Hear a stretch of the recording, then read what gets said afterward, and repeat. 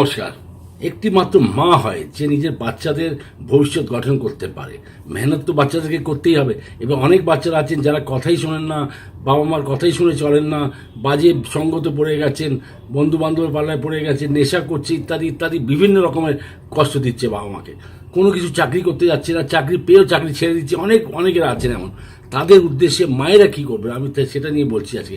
108 বার প্রতিদিন গায়ত্রী মন্ত্র পড়ুন, 21 দিন কন্টিনিউয়াস, 21 দিন কন্টিনিউ গায়ত্রী মন্ত্র পাঠ করুন। আর তার সাথে কী করবেন, নিজের সামনে যখন বসছেন, গায়ত্রী মন্ত্র স্নান করার পরেই পড়তে হয়, নিশ্চয়ই জানেন। আপনার একটা বাটিতে কাঁচা দুধ নিয়ে নেবেন, কাঁচা দুধ নিয়ে আপনি মন্ত্রটা পড়ার পর সেটাকে দুধটাকে লাস্টে কি ফু মেরে দেবেন যখন 108 বার পড়া হয়ে গেল।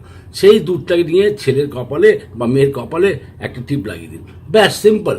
আপনি 21 দিন করে দেখুন না, বাচ্চার কিরমভাবে চাকরি পেয়ে যাবে, ফ্রাস্ট্রেটেড হয়ে গেছে, ডিপ্রেশনে চলে গেছে, ভীষণ অশান্তি হচ্ছে, বিবাহিত জীবন খণ্ডন হয়ে যাচ্ছে, সব কিছুতে দেখবে উন্নতি পাবে।